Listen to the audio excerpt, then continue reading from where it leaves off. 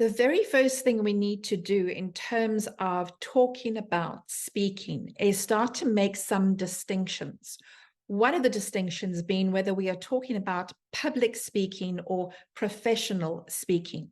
There are some very distinguished public speakers, very good public speakers who are not compensated for their speaking financially.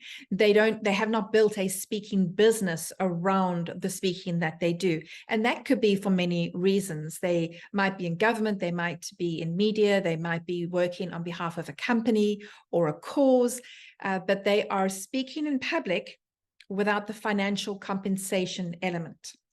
When we pursue professional speaking, then we are looking to turn our public speaking skills into a profession. We need to have a monetization around that. We need to have a business unit, a business mindset around the work that we're doing. In fact, a very good way to look at professional speaking is that it is a business first. You are an entrepreneur or a business owner, and your product is the speaking that you do. But please do make this distinction for yourself. There is nothing wrong with being a renowned public speaker without ever turning it into a profession. But when we become clear on the difference, then we can actually make our career make progress. The second distinction we want to make is that there are some people who are salaried speakers and others who are religious speakers. So a salaried speaker is someone who is employed by a company or an organization where part of their job description is that they will speak in public, they will speak to other organizations or bodies on behalf of the company or the cause that they are working for.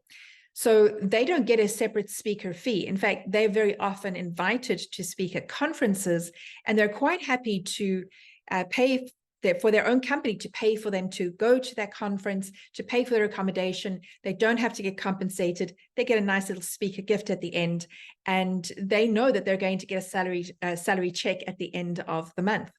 Professional speakers, on the other hand, are more independent and freelance.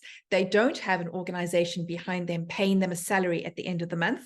So when they speak at a conference or for a client, they need to be financially compensated in some way or other in order to actually be able to do that work.